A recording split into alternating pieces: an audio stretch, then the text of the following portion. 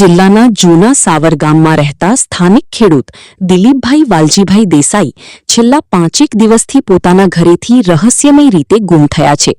તેઓ ઘરે એકલા જ રહેતા હતા અને છેલ્લા કેટલાક દિવસોથી કોઈ ભાળ ન મળતા ચિંતાનો માહોલ હતો।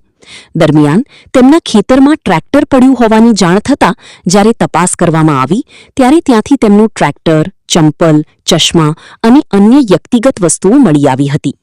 ઘટના સ્થળે લોહીના નિશાન પણ મળી આવ્યા હોવાથી કોઈ હિંસક વન્ય પ્રાણીએ તેમના પર હુમલો કર્યો હોવાની પ્રબળ આશંકા વ્યક્ત કરવામાં આવી રહી છે।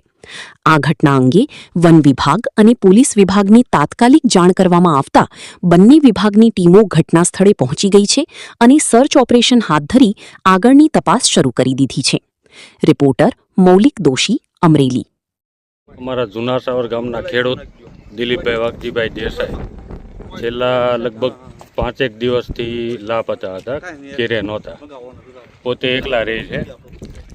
પછી મને આજ જાણ થઈ કે એનું ખેતરમાં ટ્રેક્ટર પડ્યું છે। પછી તપાસ કરવા આવ્યા તો અહીંયા કાંઈ ટ્રેક્ટર પડ્યું હતું, ચંપલ પડ્યા હતા, ચશ્મા પડ્યા હતા, બધી વસ્તુ મળી। પછી ફોરેસ્ટ વિભાગને જાણ કરી મેં અને પોલીસ વિભાગને જાણ કરી, એટલે તાત્કાલિક સ્થળ ઉપર આવીને તપાસ ચાલુ છે।